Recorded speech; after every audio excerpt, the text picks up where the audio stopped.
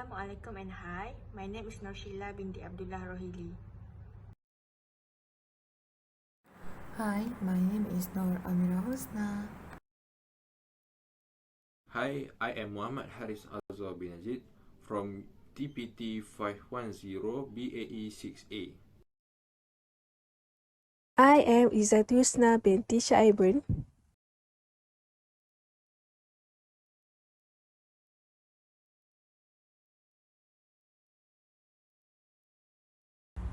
First of all, I will presenting the background of this project. The conflict between the Palestine and the Israel is one of the world's longest running conflicts. Since Malaysia is one of the countries that support humanitarian, and there are many organizations that help the Palestine in many ways so that can reduce their burden. As for this proposal, the team members are also wanted to help the Palestine by supplying the foods, medicines, and other basic needs.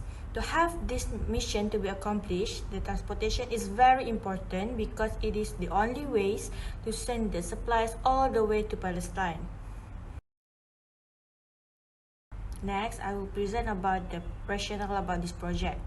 During this project, there will be many barriers and challenges as the project can help to reduce the burden of the Palestinian in many ways. This project also exposes us how to improve skills in managing big conflicts and at the same time encourage people out there to make good deeds in any ways.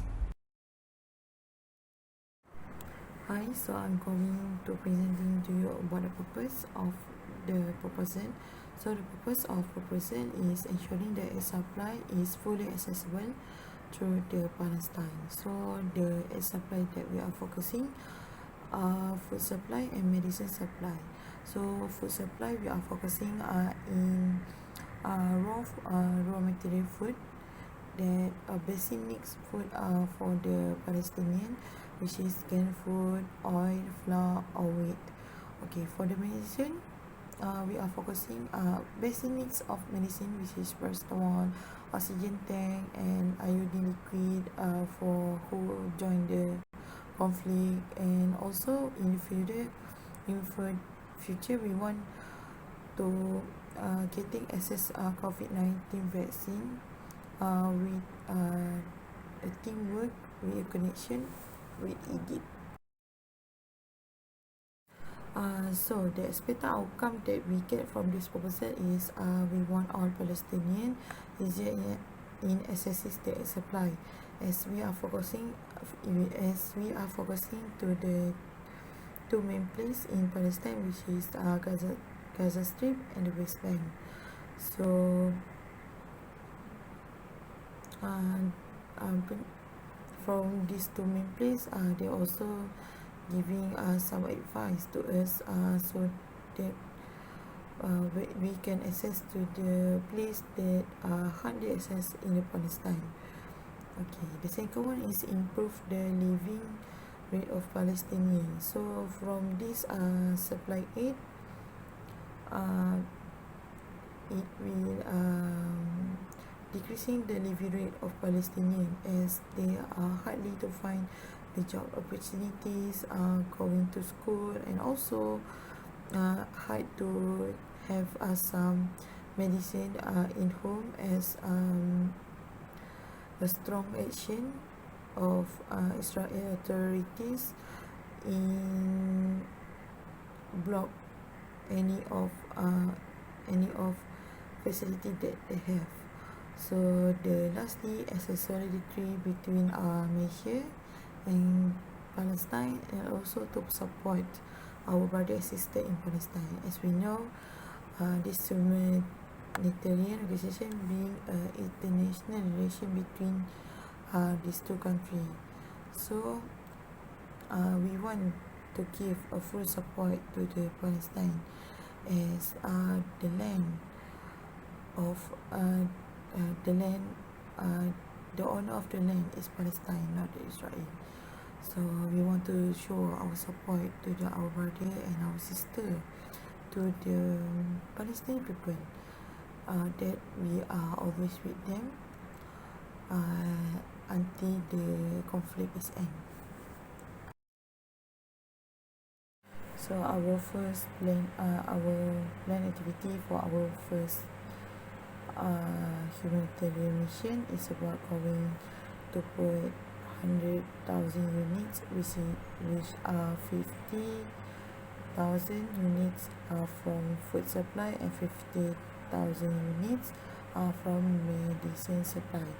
So as I mentioned before, in further activity, we want to get a COVID-19 vaccine with connection with Egypt for the Palestinian, and also we will increase the number of the unit of supply aid so that it can be accessed to all the Palestinians.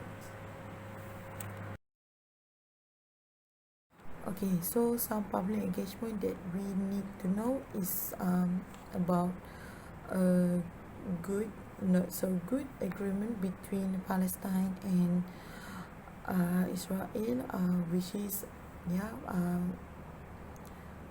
in with the third party, which is rated with the party that truly bring a short-term agreement only. So the agreement that we need to know is Oslo Accords 1993, Oslo Accords 1995, Cape David Summit 20, and Intifada Agreement, and also the latest agreement between Israel and Palestine during the Ramadan and the yearly of Shaaibon, where the Israelis break the agreement. After 24 hours, the rule is started. So from this, if going to the Palestine is a hard movement because the Israel authorities. So we need to know some of the agreements, so they tend to give us to go to the Palestine. So it will be easier to us giving the humanitarian aid by hand. So benefit that we can get from this proposal is we can see the organization that we want to make is not about the only for religion. We want to make to connect with multiracial background of the Palestinian. Even though they're having a different background of religion, they are become united in order to free their land from the Israel authorities. So from this, we are giving a strong support from the outside of Palestine to them, so they know that they are not alone in justice in fighting to get their own land again. I will continue my part, which is environment. First, Israel-Hamas ceasefire. Escalation of violence in Israel-Palestinian conflict. Second, COVID-19 outbreak. Bethlehem was the first to experience an outbreak with confirmed cases.